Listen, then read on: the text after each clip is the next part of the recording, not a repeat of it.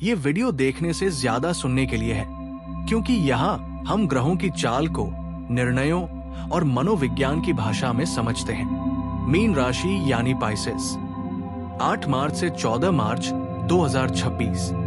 Mean राशि वालों, इस सप्ताह आपके भीतर एक ऐसी मानसिक स्थिति बन सकती है जहां बाहरी दुनिया सामान्य दिखाई दे, लेकिन भीतर कुछ गहरी प्रक्रियाएं चल रही हों।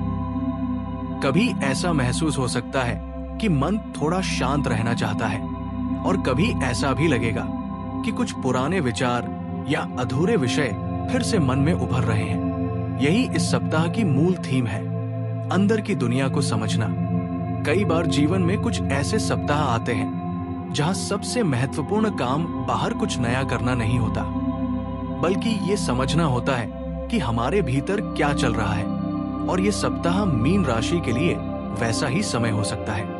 मास्टर स्काई, इस सप्ताह का आकाश।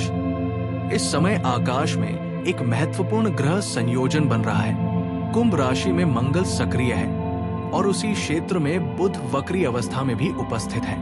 मंगल क्रिया, ऊर्जा और पहल का ग्रह है। ये हमें आगे बढ़ने और प्रतिक्रिया देने की प्रेरणा देता है। लेकिन जब बुध वक्री होता है तो सोचने और निर्णय लेने की प्रक्रिया थोड़ी अलग तरीके से काम करने लगती है। बुध विचार, संवाद और समझ का ग्रह है। वक्री अवस्था में ये अक्सर संकेत देता है कि जीवन हमें कुछ विषयों को दोबारा समझने का अवसर दे रहा है। इसलिए इस सप्ताह कई लोगों को ऐसा महसूस हो सकता है कि कुछ पुराने विचार, अधूरे संवाद या पहले लिए गए निर्णय दोबारा ध्यान में आ रहे हैं। हाउस एक्टिवेशन, मीन राशि के लिए इसका अर्थ।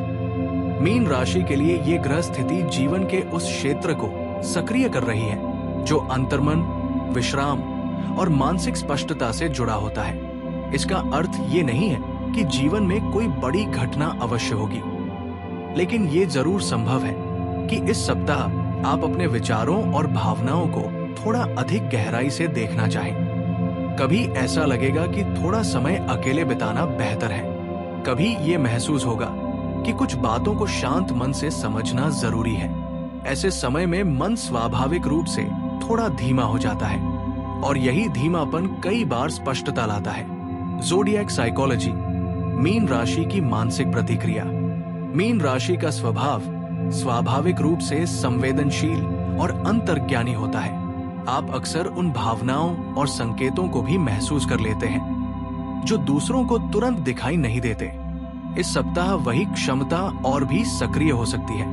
कभी कभी आपको ऐसा लगेगा कि आप किसी स्थिति को बहुत गहराई से महसूस कर रहे हैं, और कभी ऐसा भी लगेगा कि मन पुराने अनुभवों को समझने की कोशिश कर रहा है। ये एक महत्वपूर्ण प्रक्रिया हो सकती है, लेकिन यहाँ एक संतुलन भी जरूरी है, क्योंकि जब मन बहुत अधिक भीतर की ओर जाता है तो कभी कभी वो छोटी बातों को भी आवश्यकता से अधिक महत्व देने लगता है। इसलिए इस सप्ताह सबसे उपयोगी दृष्टिकोण हो सकता है अवलोकन करना, लेकिन तुरंत प्रतिक्रिया न देना।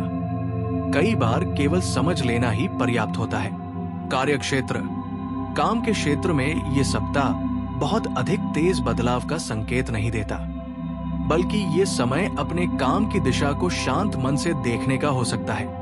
अगर किसी योजना या प्रोजेक्ट को लेकर मन में प्रश्न है तो उसे तुरंत बदलने की आवश्यकता नहीं है। पहले स्थिति को समझिए। कभी कभी स्पष्टता थोड़े समय बाद स्वयं सामने आ जाती है। धन यानी फाइनेंस, आर्थिक मामलों में इस सप्ताह सावधानी और संतुलन उपयोगी रहेगा। ये बड़े जोखिम लेने का समय नहीं है, लेकिन अत्यधिक चिंता करने का भी कोई कारण नहीं है।